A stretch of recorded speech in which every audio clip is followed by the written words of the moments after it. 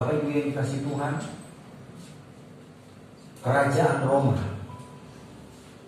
di awal abad pertama, dari abad pertama, di mana kejayaan dunia, pusat peradaban dunia itu terjadi di kota Roma.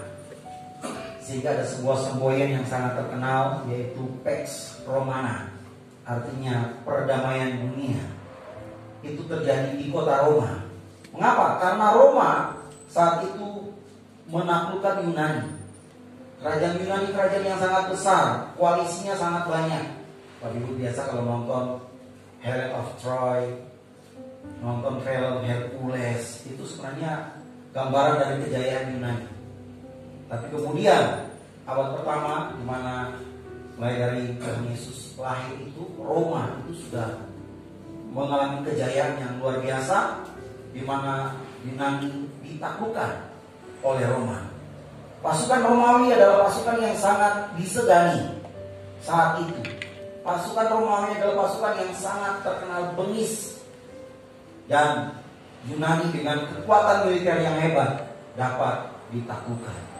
Israel dijajah oleh Roma, dan juga ada negara-negara Yunani di sekelilingnya juga semua ditaklukkan oleh Roma.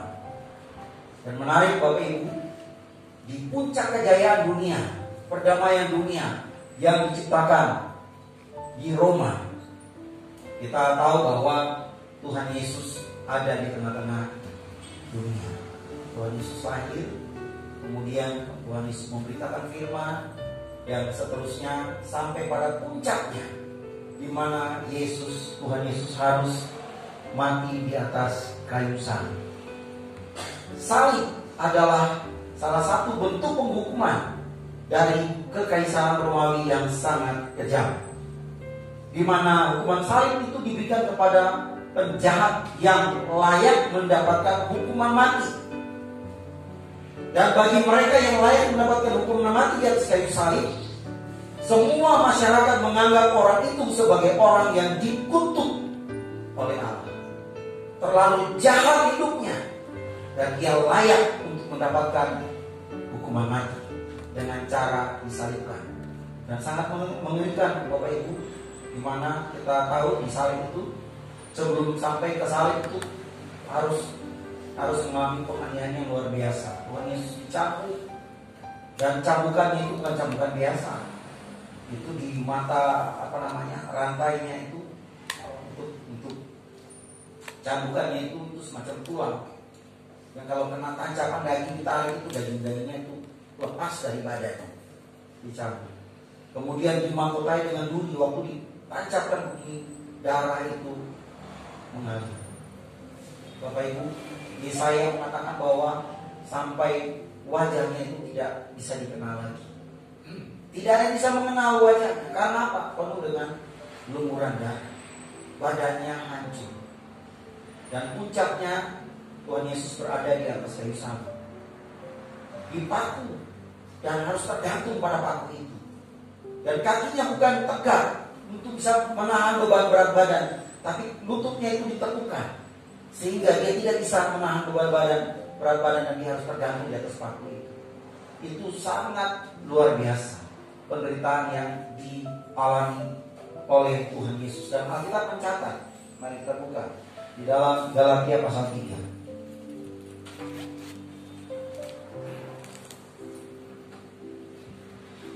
Kita baca ayat yang ke-13.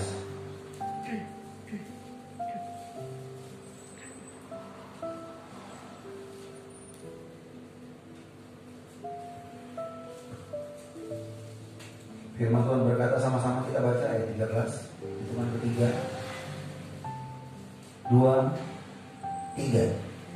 Kristus telah menebus kita dari kutuk hukum Taurat dengan jalan menjadi kutuk karena kita, sebab ada tertulis, terkutuklah orang yang digantung pada kayu salib. Jadi salib itu adalah tanda kutukan. Tapi bagi kita yang percaya kepada Kristus, salib adalah tanda berkat. Karena kutuk itu ditimpakan kepada Kristus, dan kita yang percaya kepada Kristus, maka salib itu membawa berkat. Karya Kristus di kayu salib itu membawa berkat bagi setiap kita yang percaya kepada Kristus. Jadi saya tidak berbicara tentang salib sebagai tanda kutuk, tapi salib adalah tanda berkat. Tapi yang tergantung di atas kayu salib itu menjadi kutuk.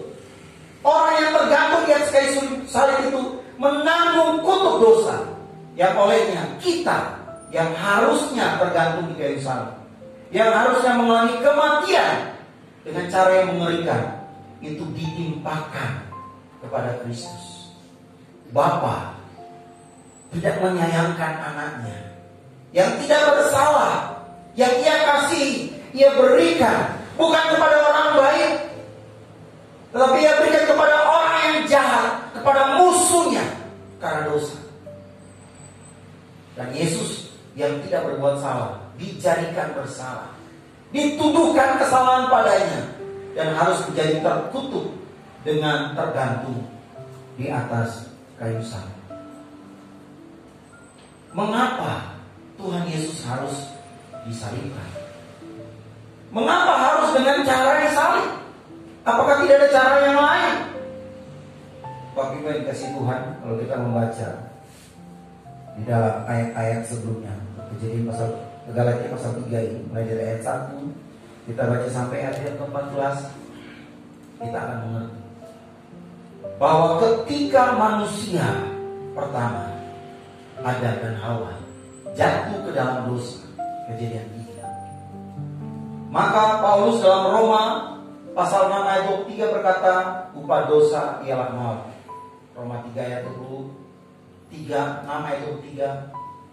Kita baca supaya tidak salah. Mari kita baca bersama. Roma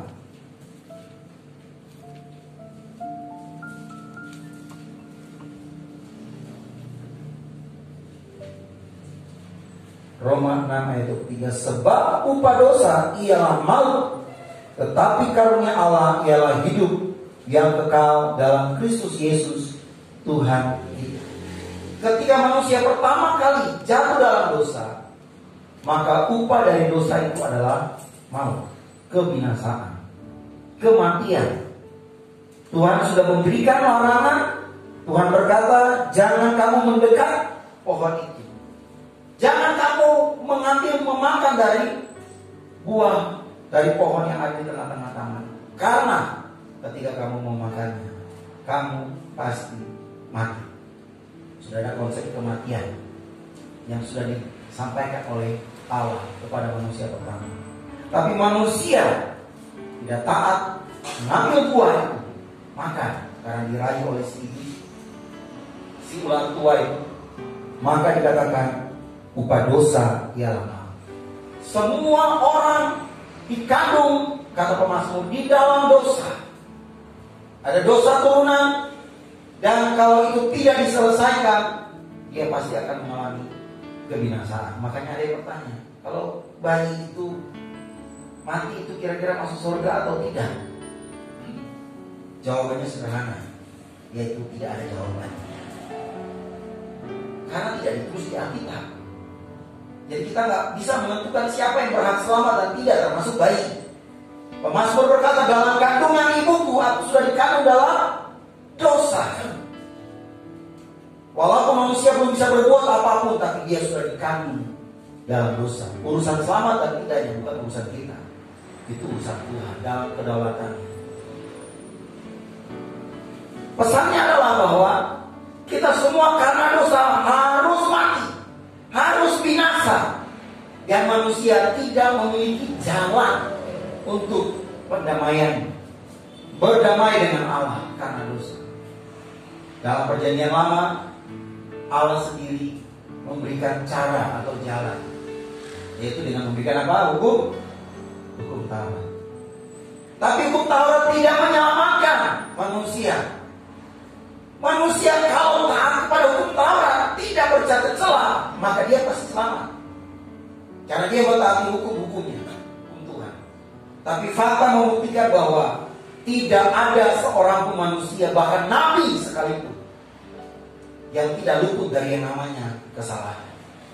Sehingga manusia tidak punya daya, tidak punya kemampuan untuk diselamatkan oleh karena perbuatan baik, karena ketaatannya kepada hukum Taurat.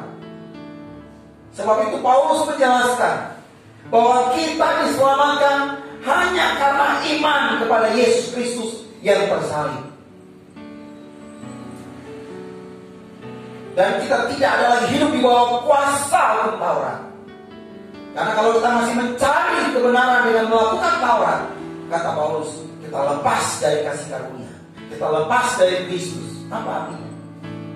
Artinya bahwa hanya dengan melalui iman kepada Kristus yang tersalib, maka segala pelanggaran kita, segala dosa kita telah ditimpakan kepadanya. Dan Allah Bapa membenarkan kita karena anaknya telah menanggung segala dosa hukuman yang harus kita tanggung. Bapak Ibu yang dikasihi Tuhan, ketika Kristus menanggung setiap dosa dari setiap orang yang mau percaya kepadanya, semua dosa manusia, pelanggaran manusia dapat ditanggung oleh Kristus di atas kayu salib. Tapi yang percaya kepadanya, pengampunan Tuhan itu efektif bagi orang. Kalau Yesus mati itu semua orang, tidak peduli dia percaya atau tidak percaya, enak. Karena yang mati dalam dosa pun selamat. Karena apa? Sudah ditanggung dosanya oleh Yesus. Jangan lupa Yohanes 3:16. Barang siapa yang percaya kepadanya tidak binasa, melainkan beroleh hidup yang kekal. Berarti mereka yang tidak percaya kepada anak domba Allah yang tersalib, tidak ada keselamatan bagi mereka. Jadi keselamatan itu bagi mereka yang percaya kepada Kristus. Maka karya Kristus itu efektif bagi mereka yang sudah percaya sungguh-sungguh bahwa Yesus mati bagi dia, Yesus mati menggantikan dia. Maka dia didamaikan dengan Allah Bapa melalui karya Kristus di atas kayu salib. Jelas. Jadi mereka yang hidup dalam dosa, tidak percaya kepada Kristus, betul Yesus sudah mati di atas kayu salib. Dan kata firman Tuhan, dia mati untuk dosa banyak orang. Banyak orang artinya semua orang pun cukup, asalkan mereka percaya kepada Yesus, pasti selamat. Tetapi kalau mereka menolak Yesus, pasti binasa. Bapak Ibu, hari-hari ini bukan dari luar kekristenan, tapi dalam kekristenan sendiri, mulai tokoh-tokoh, para teolog, pengkhotbah besar mulai meragukan Yesus, menurunkan derajat Yesus dari kesetaraannya dengan Allah, lebih rendah dari Bapa, lebih rendah dari Allah. Bahkan Yesus dikatakan bukan Allah, dia hanya manusia biasa yang diberikan kuasa oleh Allah, dan dia ditentukan untuk menjadi kurban di atas kayu salib untuk menebus kita. Tapi dia sendiri bukan Allah. Bapak Ibu, firman Tuhan jelas. Paulus berkata, barang siapa menolak anak, dia tidak akan mendapat bagian dalam surga, tidak akan memperoleh Bapa. Karena Bapa dengan anak itu satu. Dalam keadaannya sebagai manusia, harus digarisbawahi, dalam keadaan sebagai manusia, memang kita lihat dia lebih rendah dari Bapa. Tapi dalam hakikat kealahannya, dia setara dengan Bapa. Dia juga adalah Allah yang sejati. Sehingga Paulus berkata, dalam keadaannya sebagai manusia, dalam segala keadaannya sebagai manusia, segala kepenuhan kealahan ada di dalam dirinya. Kita mau bukti, Yesus memang tidak berkata I'm the God, I know. Gak pernah Yesus memproklamasikan sebagai Allah. Pasti dilempari dengan batu. Karena mereka melihat dia anak si tukang kayu. Bukankah dia itu anak Yusuf dan Maria yang kita kenal, si anak tukang kayu? Kok bisa dia menyatakan dirinya dengan Allah? Dia telah menghujat Allah, lempar dia dengan batu. Yesus gak mungkin deklarasikan diri sebagai Allah. Tapi dia berkata anak manusia berhak mengampuni dosa di bumi. Dia sudah menyatakan dirinya dengan Allah. Karena Allah hanya Allah yang bisa mengampuni dosa manusia. Yang kedua, dia membuktikan bahwa dia adalah Allah yang memberi hidup kepada orang yang mati. Dia gak berdoa, Bapa, berikan aku kuasa untuk menghidupkan orang mati. Gak ada. Yesus cuma berkata, Lazarus, keluar. Keluar. Anaknya Yairus, Talita, hai anak gadis, bangun. Bangun. Pemuda yang ada di naik, bangkit, bangkit. Dia memberi hidup karena dia berkata, I'm the life. Maka tidak ada kematian yang tidak dapat dihidupkan oleh Yesus. Dia memberi hidup, maka dia setara dengan Allah. Yang ketiga, dia adalah pencipta. Paulus berkata dalam Kolose, tanpa Yesus tidak ada yang diciptakan. Di dalam dia segala sesuatu diciptakan. Maka dia adalah pencipta. Jangan heran, hukum alam tidak berlaku atas Yesus. Dia berjalan di atas air, bukan karena dia manusia biasa yang diberikan kuasa, bukan karena dia pencipta alam semesta. Maka badai, angin ribut, gelombang taat kepadanya. Rasulullah berkata, siapakah dia orang ini sampai danau pun taat kepadanya? Itu membuktikan bahwa dia Allah sejati. Lalu mengapa dia harus menjadi manusia? Karena tidak ada manusia satupun yang layak untuk dijadikan korban pengganti supaya manusia dapat diselamatkan. Perjanjian lama semuanya binatang, darah domba binatang, lembu jantan semuanya itu dijadikan sebagai kurban pengganti. Tetapi Ibrani berkata, Allah tidak berkenan kepada lembu jantan. Darah lembu jantan tidak menghapus dosa. Lalu darah yang mana yang layak untuk menggantikan manusia berdosa? Harus darah dari manusia yang tanpa dosa. Itu baru layak memenuhi segala tuntutan hukum Taurat. Maka tidak ada cara lain. Bapak sudah menubuatkannya, menyampaikan kepada para nabi, sampaikan nubuatan bahwa akan ada dari keturunan Daud seorang putra dilahirkan. Supaya apa? Dia menjadi kurban pengganti yang sempurna, tidak bercacat celah. Maka Maria di malam itu, waktu itu, long time ago, malaikat Tuhan datang. Kamu akan mengandung dari Roh Kudus. Yusuf kaget mendengar Maria hamil. Kita masih bertunangan, kita belum menikah. Kenapa kamu bisa hamil? Tapi firman Tuhan datang, malaikat Tuhan datang. Jangan kamu ceraikan, ambil, karena tidak ada Roh Kudus. Tapi Yesus itu lahir 9 bulan dari perut Maria. Bukankah dia dicemari oleh dosa daging manusia? Oh, tidak. Saya sudah pernah singgung di sini bahwa bayi selama ada dalam kandungan, darahnya tidak bercampur dengan darah ibunya.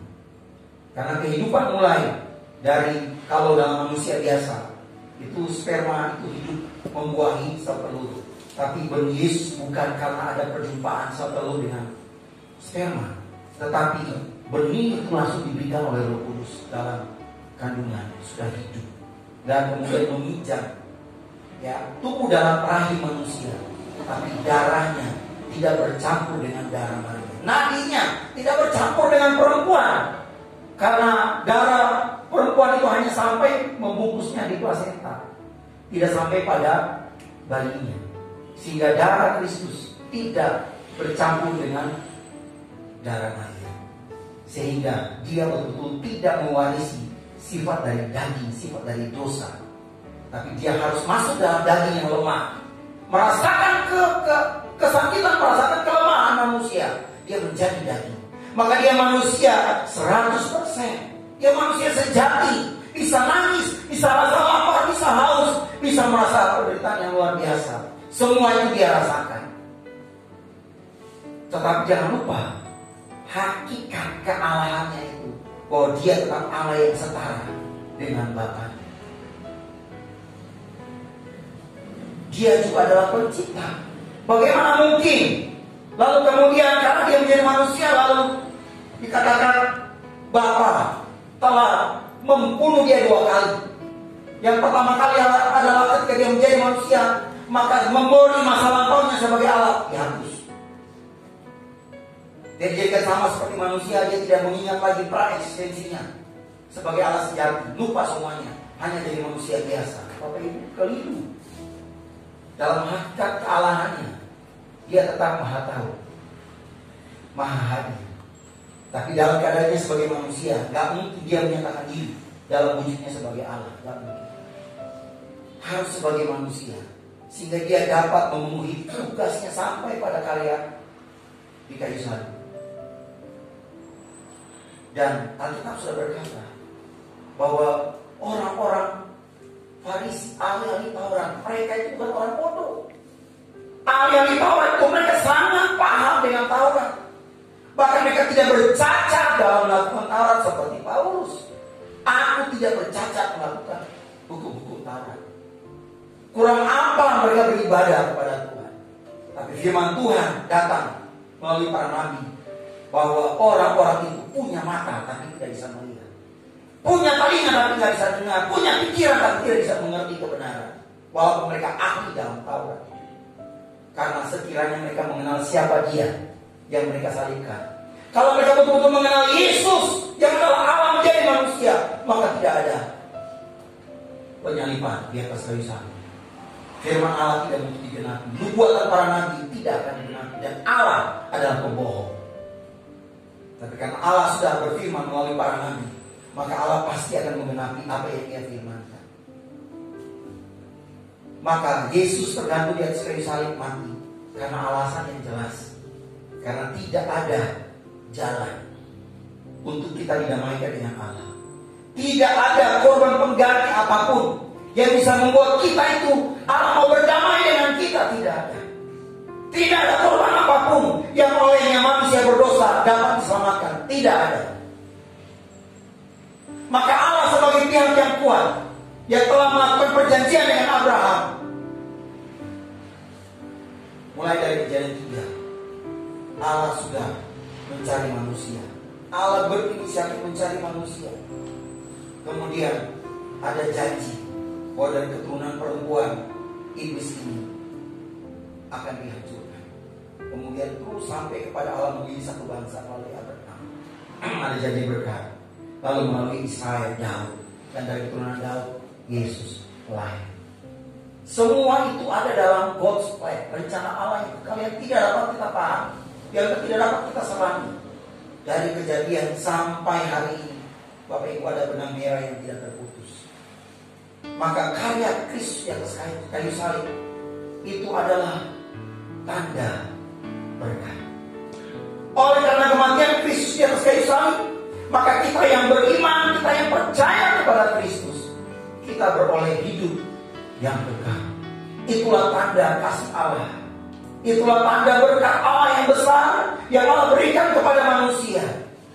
Bapak Ibu, berkat Tuhan itu tidak diukur dengan hal-hal yang bersifat materi.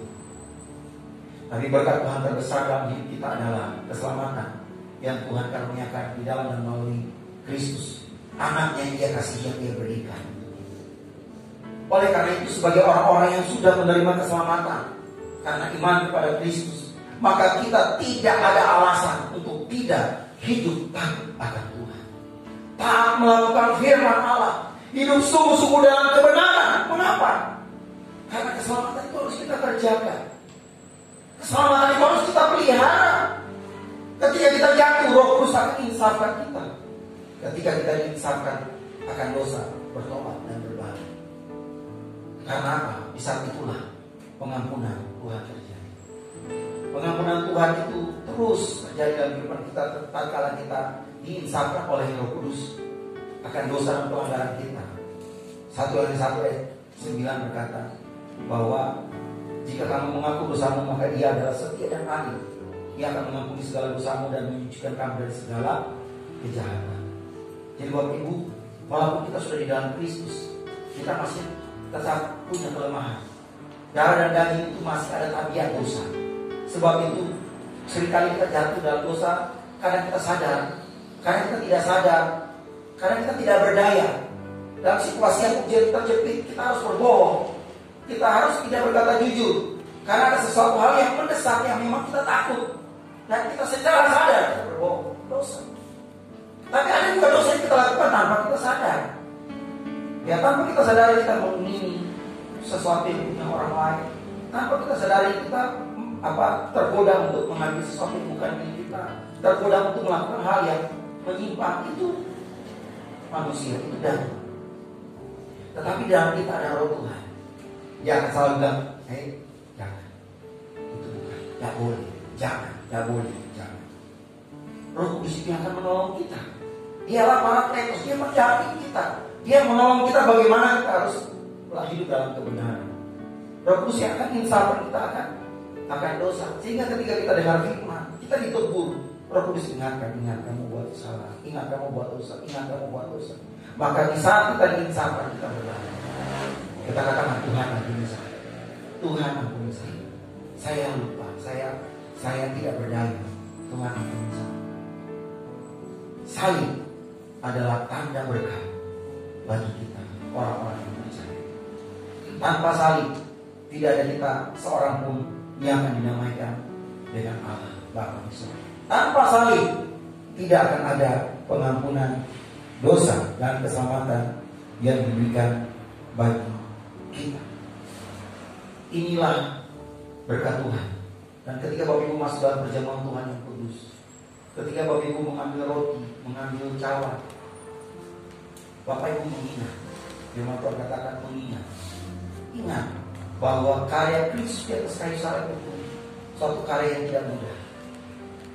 Tuhan Yesus mengalami satu penghukuman yang sangat berat untuk konteks itu, yaitu hukuman mati melalui prajurit Roma.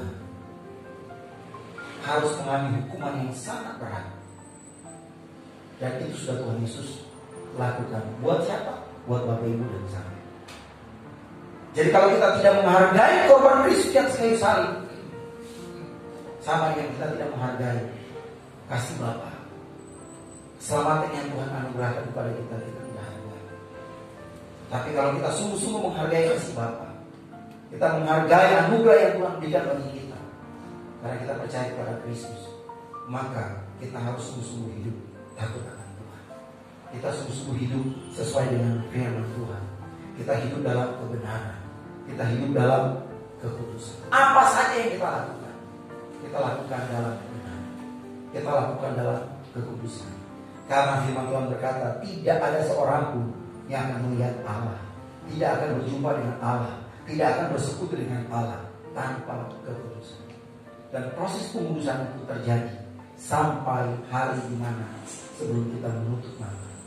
Proses pengudusan itu terus menerus terjadi dalam kehidupan kita. Sehingga saat-saat terakhir di mana kita mau menghembuskan nafas terakhir, kita terus Roh Kudus ingatkan kita untuk kita minta pengampunan, minta Tuhan menghembuskan kita dari segala pelanggaran kita. Sehingga sebelum kita menghembuskan nafas kita yang terakhir, kita tenang, kita damai. Karena apa? Kita sudah diampuni. Kita terus ada dalam kekudusan Tuhan sampai waktunya tiba. Tuhan panggil kita siap. Mengapa banyak orang Kristen takut mati? Karena dia masih hidupnya belum beres. Dia masih banyak dosa, banyak pelanggaran. Dia belum berdamai dengan banyak orang. Ada banyak kesalahan yang disimpan. Ada banyak hal yang belum beres. Biasanya orang seperti itu takut terhadap kematian. Tapi kalau orang sungguh hidup takut Tuhan, hidup dalam kekudusan, hidup dalam kebenaran, dia nggak akan takut mati. Mati besok dengan mati 10 tahun, 20 tahun, 100 tahun lagi sama. Mati. Ya, semua orang pasti mati. Pertanyaannya bukan kapan kita mati dan cara apa kita mati. Tapi pertanyaan penting adalah sudah siapkah kita tatkala Tuhan mati. Itu paling penting. Maka mari kita siapkan diri kita dari sekarang. Tuhan sudah memberikan kita kehidupan yang kekal. Pasti. Karena kita percaya kepada Yesus. Roma 10 ayat 9-10. Dengan lidah kita mengaku, dengan hati kita percaya bahwa Yesus adalah Tuhan, Anak Allah, maka kita diselamatkan. Kita sungguh-sungguh hidup dalam kebenaran, hidup dalam tuntunan Roh Kudus, maka kapanpun Tuhan panggil kita, Tuhan datang, kita sudah siap. Bersyukur untuk firman Tuhan pada pagi hari ini. Kita membaca satu ayat terakhir sebagai ayat penutup. Kita baca bersama-sama di musik sama di depan.